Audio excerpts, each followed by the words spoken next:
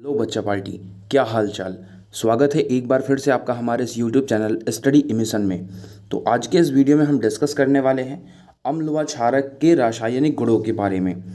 तो सबसे पहले हम देखेंगे कि अम्ल तथा क्षारक धातु के साथ अभिक्रिया करके क्या कलाकारी करते हैं। तो भैया देखो, चाहे अम्ल हो चाहे क्षारक हो, ये धातु के साथ अभिक्रिया करके लवण तथा हाइड्रोजन गैस ही बनाते हैं। मतलब आप कोई भी अम्ल ले लीजिए और उसके साथ कोई एक धातु ले लीजिए, तो वो हमेशा लवण और हाइड्रोजन गैस का ही निर्माण करेगा। यही कलाकारी क्षारक भी करेगा। तो आप यहाँ अगर देखेंगे तो मैंने सबसे पहले एक अम्ल लिया है HCl यानी हाइड्रोक्लोरिक अम्ल, और इसके साथ मैंने जिंक के टुकड़े इसके अंदर डाले यानी जिंक धातु से एक अभिक्रिया करवाई, तो बनाता है ये ZnCl2 यानी जिंक क्लोराइड और H2 मतलब हाइड्रोजन गैस। ये ऊपर साइड तीर का निशान ये बताता है कि गैस का उत्सर्जन हुआ है। अच्छा, लवण में अगर आपको कन्फ्यूज़न होगा तो लवण वे पदार्थ होते हैं जिनमें ना तो H+ आयन पाया जाता है और ना ही OH- आयन पाया जाता है। इसी तरीके से क्षार में अगर आप देखेंगे तो मैंने क्षार में पहला क्षार लिया हुआ है NaOH यानी सोडियम हाइड्रोक्साइड, और दूसरा जो धातु लिया है वो सेम धातु लिया है जिंक, और इनकी आपस में अभिक्रिया करवाने के बाद मुझे क्या मिला, तो Na2ZnO2 यानी सोडियम जिंकेट और हाइड्रोजन गैस का उत्सर्जन हुआ है। इस कलाकारी से निकलने वाली हाइड्रोजन गैस का परीक्षण करने के लिए हम एक टेस्ट करते हैं जिसे हम पॉप टेस्ट के नाम से जानते हैं। अब ये पॉप टेस्ट क्या होता है, तो इस पॉप टेस्ट के अंदर हम क्या करते हैं कि हाइड्रोजन गैस से निहित परख नली के पास जब एक जलती हुई मोमबत्ती लाई जाती है तो पॉप की ध्वनि उत्पन्न होती है, और इस टेस्ट को हाइड्रोजन की उपस्थिति दर्शाने के लिए प्रयोग करते हैं।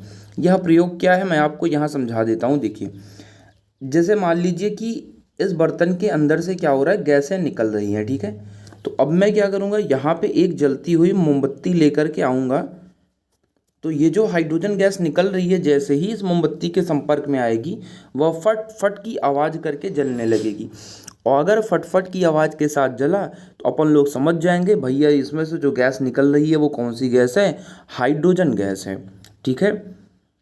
अब आगे आता है हमारा कि धातु कार्बोनेट तथा धातु बाइकार्बोनेट के साथ किस तरीके की अभिक्रिया करते हैं अम्ल और क्षार। तो सबसे पहले मैं क्षार का बता देता हूँ। ये जो धातुओं के कार्बोनेट हैं इनकी प्रकृति क्षारीय होती है, और इनकी प्रकृति क्षारीय होती है इसीलिए ये क्षार के साथ कोई अभिक्रिया नहीं करते। अब भैया नमक के साथ नमक थोड़ी खाया जाता है, इसी तरीके से क्षार के साथ क्षार थोड़ी ना होगा, तो ये लोग आपस में अभिक्रिया कोई रिएक्शन नहीं करते। वहीं पर जो अम्ल हैं, अम्ल क्या करते हैं, अम्ल इनके साथ अभिक्रिया कर लेते हैं। अम्ल इनके साथ अभिक्रिया करके बनाते हैं लवण, CO2 और जल। वह चाहे धातु कार्बोनेट हो और चाहे धातु बाइकार्बोनेट हो, दोनों ही अम्ल के साथ अभिक्रिया करके लवण, CO2 और जल का ही निर्माण करेंगे। यहाँ मैं आपको एक उदाहरण के माध्यम से समझा देता हूँ। जैसे मैंने एक अम्ल लिया है यहाँ पे हाइड्रोक्लोरिक अम्ल, और एक धातु लिया है, धातु कार्बोनेट लिया है सोडियम कार्बोनेट, और इनके बीच में जब अभिक्रिया करवाई ना तो क्या बना, सोडियम क्लोराइड, कार्बन डाइऑक्साइड और जल। ये कार्बन डाइऑक्साइड और जल तो एकदम फिक्स है, बस ये लवण चेंज होते रहेंगे, क्योंकि ये लवण डिपेंड करते हैं कि कौन सी धातु और कौन सा अम्ल इस्तेमाल किया गया है, ठीक है। इसी तरीके से अगर आप यहाँ नीचे देखेंगे बाइकार्बोनेट के लिए, तो देखिए हाइड्रोक्लोरिक अम्ल अगर धातु बाइकार्बोनेट यानी सोडियम हाइड्रोजन कार्बोनेट कहिए या सोडियम बाइकार्बोनेट कहिए, इसको के साथ जब अभिक्रिया करता है तो सोडियम क्लोराइड, कार्बन डाइऑक्साइड और जल का ही निर्माण करता है, ठीक है। अब यहाँ पे क्या होगा, तो यहाँ भी एक टेस्ट होता है। यहाँ से निकलने वाली जो कार्बन डाइऑक्साइड गैस है, इसी गैस की उपस्थिति चेक करने के लिए हम क्या करते हैं, चूने के पानी का टेस्ट करते हैं। जो इस अभिक्रिया से निर्मित कार्बन डाइऑक्साइड है उसको चूनी के पानी के साथ प्रवाहित करने पर जो विलयन है उसका कलर कैसा हो जाता है, दूधिया रंग का हो जाता है, अर्थात सफ़ेद हो जाता है। मतलब चूने के पानी का फॉर्मूला क्या होता है, CaOH का होल ट्वाइस, अर्थात कैल्शियम हाइड्रोक्साइड। और यहाँ पे आता है अपने पास कार्बन डाइऑक्साइड। तो आप यहाँ देखिए, ये जो चूने का पानी है इसके साथ जब हमने कार्बन डाइऑक्साइड मिलाई तो जैसे ही प्रवाहित किया तो बना क्या, कैल्शियम कार्बोनेट। इस कैल्शियम कार्बोनेट का एक नाम होता है संगमरमर, ठीक है।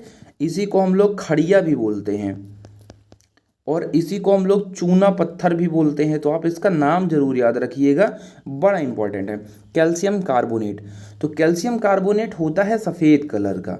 सफ़ेद कलर का होने की वजह से जो ये विलयन था वो कैसा हो गया, दूधिया रंग का हो गया, यानी सफ़ेद अवक्षेप मिल गया।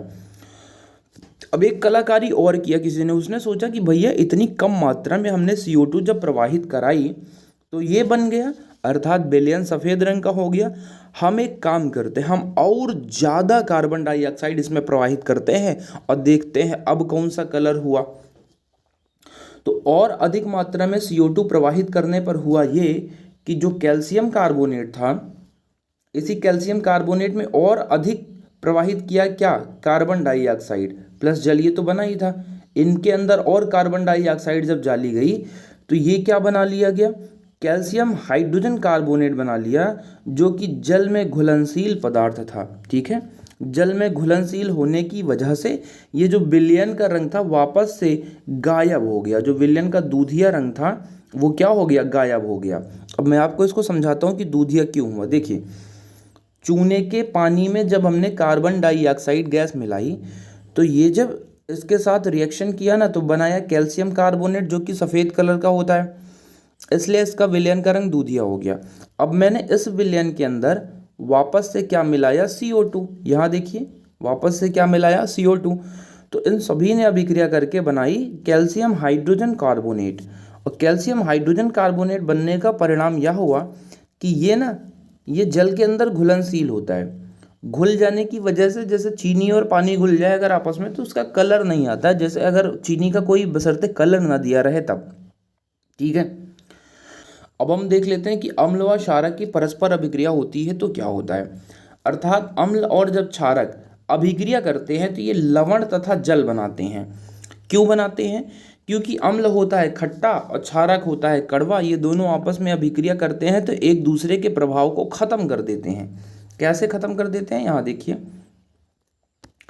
जब अम्ल द्वारा क्षारक का प्रभाव तथा क्षारक द्वारा अम्ल का प्रभाव समाप्त हो जाता है, इसके परिणाम स्वरूप लवण और जल बनता है, तो यह अभिक्रिया उदासीनीकरण अभिक्रिया कहलाती है।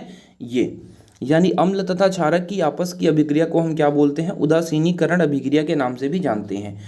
अब आप कोई भी एक अम्ल लीजिए और कोई एक क्षारक लीजिए, उन दोनों की आपस में अभिक्रिया करवाइए। ये देखिए, मैंने यहाँ पे एक प्रबल अम्ल लिया है NaOH अर्थात सोडियम हाइड्रोक्साइड, और यहाँ पर एक प्रबल अम्ल लिया है, यहाँ पर प्रबल क्षार लिया है सोडियम हाइड्रोक्साइड, और यहाँ पे लिया है प्रबल अम्ल अर्थात हाइड्रोक्लोरिक अम्ल। इन दोनों के आपस के रिएक्शन से क्या बना, NaCl जो कि लवण है, और क्या बना, जल बना। ऐसा इसलिए हुआ क्योंकि इसका कड़वा और इसका खट्टा दोनों आपस में मिलकर के क्या कर लिए, लड़ाई करके मार कर लिए और जा करके यह एक दूसरे के प्रभाव को खत्म कर दिए। अब देखिए, कुछ अम्ल और क्षारक से रिलेटेड कलाकारियाँ आप और भी जान सकते हैं कि अगर कभी प्रबल अम्ल होगा और दुर्बल क्षारक होगा तो जो लवण बनेगा उसकी प्रकृति कैसी होगी, अम्लीय लवण बनेगा, और साथ में क्या बनेगा, जल बनेगा। ऐसा इसलिए हुआ क्योंकि अम्ल था प्रबल यानी ताकतवर, और दुर्बल क्षारक मतलब कमजोर था। और जब दुर्बल और प्रबल के बीच में लड़ाई होगी तो जो राज स्थापित होगा वो अम्ल का तो होगा भैया, जो ताकतवर होगा। इसी तरीके से यहाँ देखिए, दुर्बल अम्ल अब की बार प्रबल क्षारक से लड़ने जाएगा।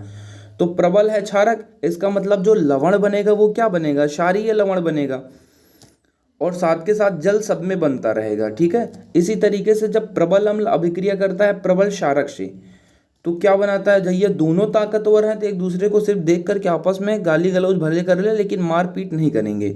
मतलब मामला क्या हो जाएगा, न्यूट्रल हो जाएगा, उदासीन हो जाएगा। इसी तरीके से दो कमजोर लोग आपस में लड़ जाएं अगर, तो उनका भी मामला क्या हो जाएगा, न्यूट्रल हो जाएगा, अर्थात उदासीन हो जाएगा।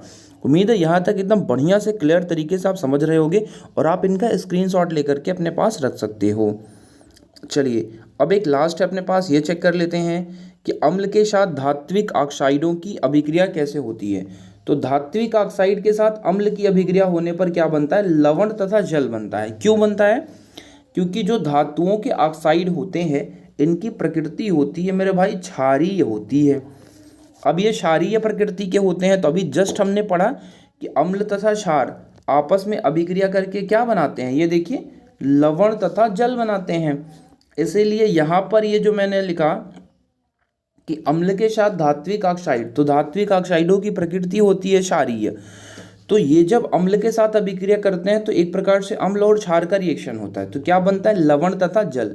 कोई भी एक धातु ऑक्साइड ले लो, तो मैंने यहाँ पे ले रखा है कॉपर ऑक्साइड, और एक अम्ल ले लो तो मैंने यहाँ लिया हुआ है हाइड्रोक्लोरिक अम्ल, और इनके बीच में अभिक्रिया होने से जो लवण बना है, तो वो लवण किसका बनेगा, धातु जब कॉपर है तो लवण भी कॉपर का बनेगा, इसलिए बना है कॉपर क्लोराइड, और साथ में बना हुआ है जल। ठीक है, अब कॉपर क्लोराइड चूंकि नीले रंग का होता है, इसलिए कॉपर क्लोराइड के बनने से विलयन का रंग कैसा हो जाता है, नीले रंग का हो जाता है। ठीक है, और मैंने यहाँ भी लिख दिया है कि धातुओं की ऑक्साइड की प्रवृत्ति क्या होती है, क्षारीय होती है, क्योंकि ये अम्ल के साथ अभिक्रिया करके लवण और जल बनाते हैं। तो कौन कौन से, 2-3 धातुओं के नाम आपके पास यहाँ लिख दिए हुए हैं कि CuO और MgO, इनका आप क्या कर सकते हैं, रिएक्शन करवा सकते हैं। अब जो अगला पॉइंट आता है वो अधात्विक ऑक्साइडों की क्षारों के साथ अभिक्रिया किस तरीके से होती है। तो देखिए अधातुओं के ऑक्साइड जो होते हैं वो अम्लीय प्रकृति के होते हैं, प्रवृत्ति में अम्लीय होते हैं।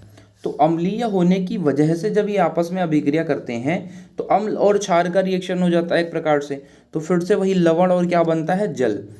अधातु का ऑक्साइड मैंने लिया हुआ यहाँ पे कार्बन डाइऑक्साइड, और एक क्षार ले लिया है मैंने कैल्शियम हाइड्रोक्साइड। तो इनके रिएक्शन से क्या बना है, कैल्शियम कार्बोनेट और जल बना हुआ है। ठीक है, अब यहाँ पर थोड़ा सा मैंने पॉइंट आपके लिए लिख दिया है कि अधात्विक ऑक्साइड प्रवृत्ति में अम्लीय होते हैं तथा विद्युत धारा प्रवाहित करते हैं, मतलब इनके अंदर से करंट जा सकता है। तो आप अगर यहाँ देखिए तो ये जो मैंने कार्बन डाइऑक्साइड लिया, इसके साथ मैंने एक क्षार का रिएक्शन करवाया, तो कार्बन डाइऑक्साइड की प्रवृत्ति होती है अम्लीय, इसीलिए इसको कोल्ड ड्रिंक वगैरह के इस्तेमाल किया जाता है। जो कोल्ड ड्रिंक वगैरह आप पीते होंगे उस कोल्ड ड्रिंक में ये कार्बन डाइऑक्साइड घुली रहती है, जिसकी वजह से आपको गले के अंदर एक अलग ही तरीके की फीलिंग आती है, और हम लोग समझते हैं इसे पीने के बाद। असल में कोल्ड ड्रिंक पीते समय हम लोग क्या पीते हैं, गैस पीते हैं, और गैस पीने के बाद गांव समाज में एक अलग तरीके की धारणा बनी रहती है लोगों के अंदर कि भैया कोल्ड ड्रिंक पीने से हमारे शरीर के अंदर की गैस बाहर आ जाती है, जबकि ऐसा नहीं होता है। असल में हम कोल्ड ड्रिंक के अंदर घुली हुई कार्बन डाइऑक्साइड पीते हैं, और यही कार्बन डाइऑक्साइड जैसे हमारे शरीर में जाती है, जिसका कोई यूज़ तो है नहीं, फालतू पदार्थ हम लोग खा पी लिए, तो इसको हमारा शरीर क्या करता है, बाहर करता है। तो यही कार्बन डाइऑक्साइड वह बाहर निकलती है, तो लोग आ हा करके जो है मज़े करते हैं। ठीक है, उम्मीद है यहाँ तक आप बढ़िया तरीके से समझ गए होंगे। नेक्स्ट स्लाइड में हम लोग डिस्कस करेंगे जलीय विलयन में अम्ल तथा क्षारक, उनसे रिलेटेड कुछ चीज़ों के बारे में जानेंगे। फिर हम लोग जो है डिस्कस करेंगे आगे कि किस तरीके से अम्ल को जल में मिलाया जाए या जल को अम्ल में मिलाया जाए। तो यहाँ तक आपको ये टॉपिक अच्छे से समझ में आ गया होगा। एक बार आप चाहिए तो इनका स्क्रीनशॉट ले लीजिएगा अच्छे से, और जो है मिलते हैं नेक्स्ट किसी वीडियो में। तब तक के लिए जय हिंद, वंदे मातरम।